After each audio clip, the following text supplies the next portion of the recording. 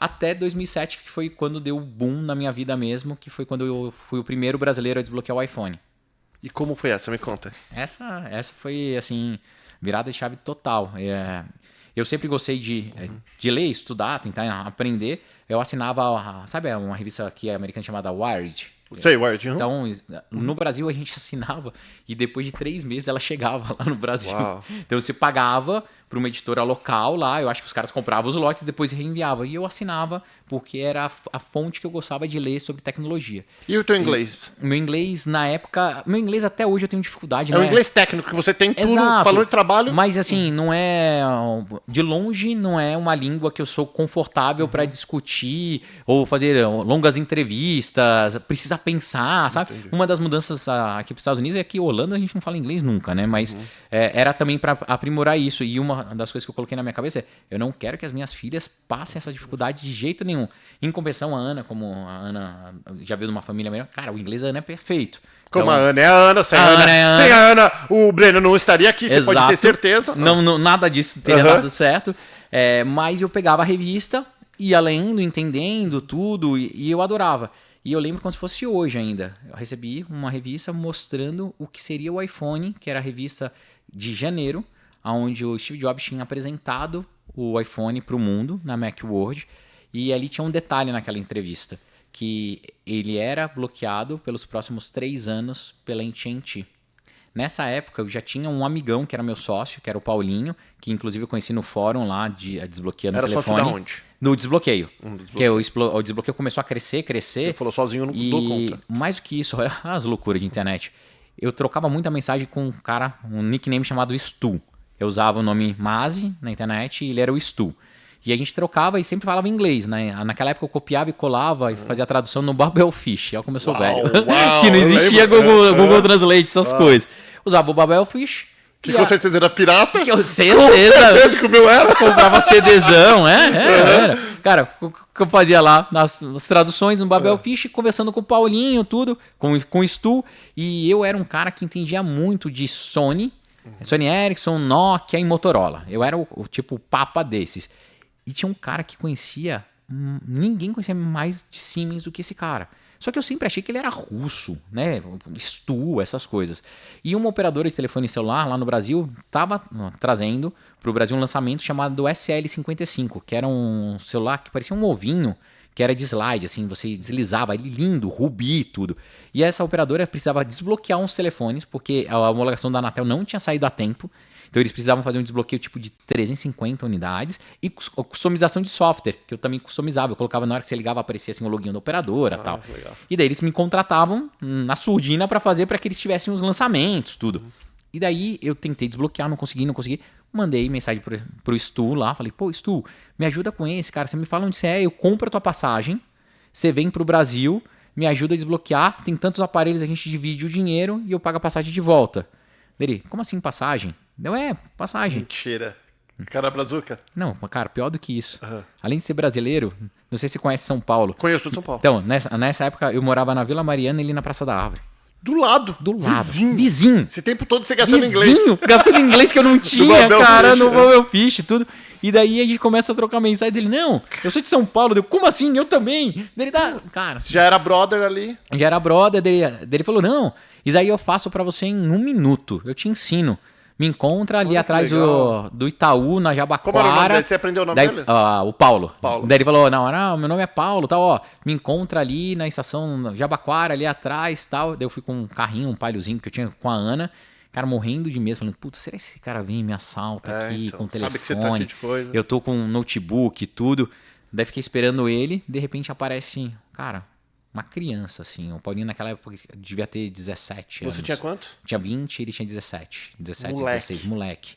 Cabelão preto até a cintura, ponta vermelha, coturno, sobretudo. Tipo gótico da época. Gótico, total. Dele, cabeça baixa: você aqui é o Breno? Eu sou o Paulo, assim, mega envergonhado, tudo. Dele: dá o telefone aí. Daí eu peguei: esse daqui é o telefone, você já viu? Dele: não, é a primeira vez, mas relaxa que vai dar certo. Ele pega, tira do bolso um canivete, sabe aquele butterfly? Tira. Gira. Eu falei: nossa, ferrou, cara. Falei: puta, fudeu, perdi, pode levar, né? Dele: não, fica tranquilo. Tirou a bateria, levantou a blindagem, pegou a pontinha do canivete, colocou num resistor na placa e arrancou o resistor. Fechou a plaquinha, falou assim, pode rodar seu software que você me mandou que vai funcionar. Eu falei, não é possível. Dei pra Ana dentro do carro, a Ana colocou no cabo, falei, amor, executa esse script aí. A Aninha já manjava. Falei, executou o script e funcionou. Eu, cara, o que você fez? Ele, não, usei uma técnica chamada test point, não sei o quê. E olha como é louco. Essa mesma técnica a gente usou depois de 3 anos para fazer o desbloqueio do iPhone. Foi a mesma técnica. Em locais diferentes, mas a mesma técnica. E daí, depois disso, eu virei pro Paulinho e falei, porra, Paulinho, vamos fazer as coisas juntos, não sei o quê.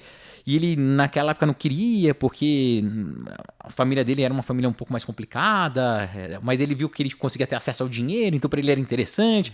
Daí a gente acabou ficando sócio, ele me ajudava a desbloquear uns telefones na época, tudo. E daí, quando deu o boom do iPhone, a gente virou sócio mesmo. De verdade, e daí, empresa cara, de verdade. com empresa, amarrado.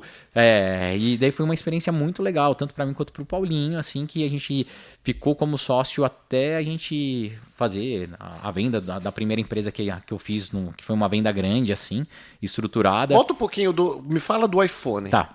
Lançou o iPhone no Brasil, só os ricos que tinham condições que ficaram... não tinha nem lançado no Brasil, era venda só para os Estados Unidos. Né? 2007, 2008 e 2009, só Estados Unidos. Então os brasileiros vinham para cá. Como você estava de grana na época? Nessa época do iPhone? Cara, você estava pagando as contas? Pagando as contas, mas não tinha dinheiro guardado. Tá. Não tinha dinheiro guardado. Eu comecei a ganhar dinheiro de verdade com o desbloqueio do iPhone. Desbloqueio do iPhone, assim, daí eu posso falar, porrei.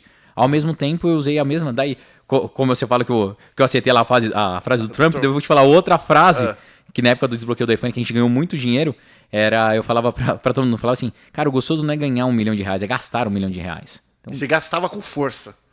Do jeito que entrava, saía. É o negócio que a gente fala do financeiro. Não, e assim, hoje pra mim é muito evidente da educação financeira. A educação financeira é muito importante, mas tem uma característica do ser humano que você acaba não dando valor nas coisas que vêm muito fácil. Então, cara, eu tento falar para os meus amigos, tudo, até na minha casa, para as minhas filhas. Eu tento, óbvio que hoje é difícil ser mão fechada, tudo, mas precisa ter, sim, a conquista, o guardar, o prazer de conquistar. Cara, não tem nada mais gostoso que você conseguir realizar ali, comprar aquele negócio que você deseja, depois de um longo período guardando, poupando, equilibrando as coisas. Então, ali no desbloqueio, vinha muito fácil o dinheiro. Porque no final das contas, a gente conseguiu fazer o desbloqueio. Calma, volta. Estamos nos Estados Unidos. Cara, a gente vai ficar 4 horas aqui. Não faz mal porque eu já tô ficando doido aqui. Então, tava lá, saiu o iPhone nos Estados Unidos. Qual que era o iPhone? O iPhone 1, aquele original, aquele tampinha cinza com a bundinha preta, tal, aquele originalzão, 2G, que não tinha aplicativo, não tinha nada. E daí aquilo virou uma febre, porque todo mundo que tinha grana no Brasil era um telefone completamente diferente naquela época, diferente dos Blackberries, de tudo que existia.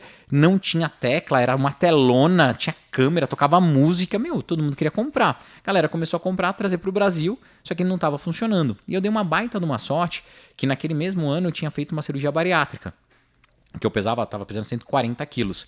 E o meu médico que fez a minha cirurgia, ele estava em Nova York no dia do lançamento.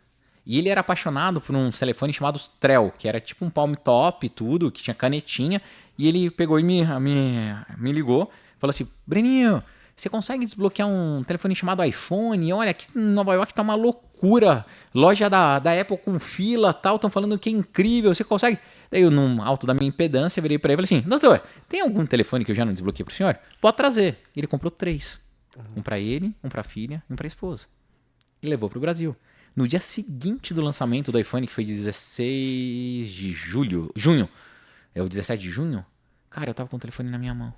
3 unidades. Quando chegou em casa, ninguém tinha visto ainda. Tava pouco, mas um volume grande já chegando no Brasil.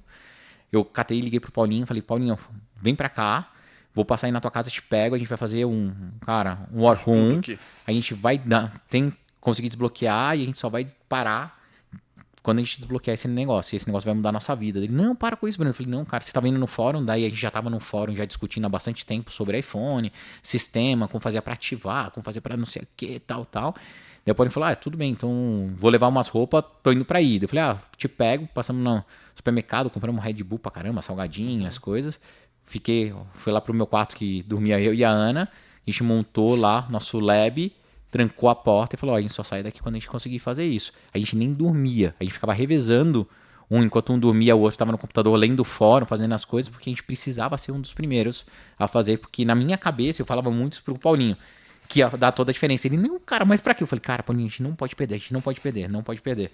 E nesse fórum, a gente ficava meio que combinando com as outras pessoas de fazer os testes.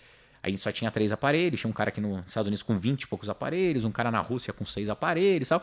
E cada era tipo uma filinha. E daí o primeiro telefone não deu certo, ele parou de ligar, a gente recuperou ele depois. E daí no nosso segundo telefone a gente conseguiu fazer o desbloqueio. E daí foi uma loucura, cara. Parecia gol da seleção brasileira. Assim. A hora que você fez o primeiro, automaticamente você falou, vamos fazer de novo no terceiro. Né, a gente nem tentou. A gente tava tão cansado, que eu só parei pra pensar na hora. A gente demorou tanto o desbloqueio, né? Tantos dias que a gente já tava com um sisteminha que eu tava traduzindo o software já para português, porque ele não tinha. Aí já tava configurando o teclado numérico para português, tudo. Quando a gente conseguiu, rodou, o software funcionou, eu virei pro Paulinho, caralho, cara, consegui, pula, briga, minha mãe sai do quarto de madrugada. O que tá acontecendo? Tipo, 11h40 da noite, conseguimos desbloquear. Minha mãe, para, tenho que trabalhar cedo, sabe? Não se ligou. E daí eu virei pro Paulinho e falei, cara, eu sei como a gente vai contar pro mundo que a gente fez. Ele, como? Eu falei, não, deixa comigo, Paulinho. Pode tomar seu banho para descansar. Eu sei como que eu vou contar pro mundo. Eu catei uma câmera, na época era uma Cybershot, que eu tinha comprado na viagem para Londres. Liguei um modo de filmar, comecei a filmar. Fala, galera do YouTube, Breno Masi na área. Vou mostrar para vocês agora como faz o desbloqueio do telefone, do iPhone, não sei o que. Não. Aí é por isso que teve um monte de hate lá, mas eu falava, vou ensinar como faz o desbloqueio o famoso do iPhone, o clickbait.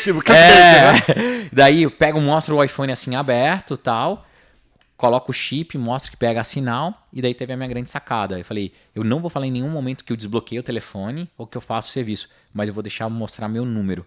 E eu digitei o número do meu Nextel, 783161, não sei o que, liga, toca do lado. Deu, alô, tá vendo? Tá testando. Agora eu vou ligar de volta pro iPhone. Pego, toca na bina, aparece o número de novo tocando e tal. Eu falo, viu? Agora existe sim iPhone desbloqueado funcionando porque com qualquer... Porque não tinha no Brasil, então não tinha como existia falar. No mundo. Eu viajei o mundo desbloqueando o telefone, iPhone.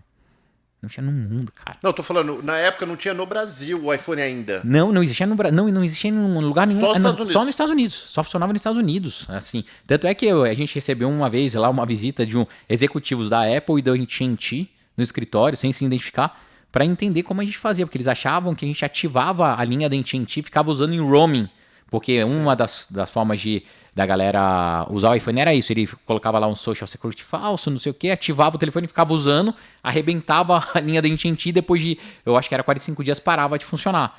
E daí a gente, quando eles foram lá, a gente mostrou que não. Tanto é que eu tenho até hoje sacos assim de chips da AT&T. Porque todo telefone vinha já automaticamente. Vinha um chipzinho dentro. E aí isso mudou, revolucionário. Não. Mas como que você escalou? Porque até então é você e o Paulinho. Não, continua só eu e o Paulinho. O que a gente fez? Porque quantos você conseguia fazer por dia? Porra, muitos. Porque a gente montou, tipo, Harrison Ford, sabe? Linha de produção. Linha de produção. Chegava o telefone, passava pela recepção pela secretária, criava a ordem de serviço, ela anotava os dados de cliente, tudo. Passava para uma etapa que a gente chamava pré-preparo, que a pessoa limpava o telefone, via se ele estava perfeita a ordem, tirava a tampinha de baixo. Depois passava para a segunda etapa, que era desmontagem. Precisava desmontar o telefone. Então soltava 2 parafusos assim da lateral. A gente fez uma ferramentinha, tipo uma alavanca, que abria a tampinha, passava para a terceira etapa, que daí era eu e o Paulinho só que a gente fazia, que era o test point, essa alteração de hardware, né? Você dava um curto, pequenininho, no telefone, e eu rodava o script, daí a gente passava para a remontagem. Então só quem tinha acesso ao sistema de desbloqueio era eu e o Paulinho. E a gente tomava tudo que você possa imaginar para não dormir, ficava fazendo direto, e a gente... E cobrava quanto na época? R$600. Caramba. Por cada telefone. Que ano que a gente falou? Então, 2007. Muita grana no Brasil. Sim. E tinha limitado? Ilimitado. A gente fez mais 5 mil desbloqueios naquela época. E aí você não escalou com outras pessoas, só não. Vocês dois. O máximo que um ser humano conseguia fazer. Eu fiz uma proteção de território ali em determinado momento, que eu criei várias marcas, daí tinha postos de coletas, daí esse posto de coleta levava para o meu escritório, eu desbloqueava de madrugada, eu e o Paulinho, daí a gente voltava, só que eram nomes diferentes, aí uma cobrava 540, outra 610 e tal, Mas eu falava pro Paulinho, falava, cara, a melhor defesa é o ataque, cara.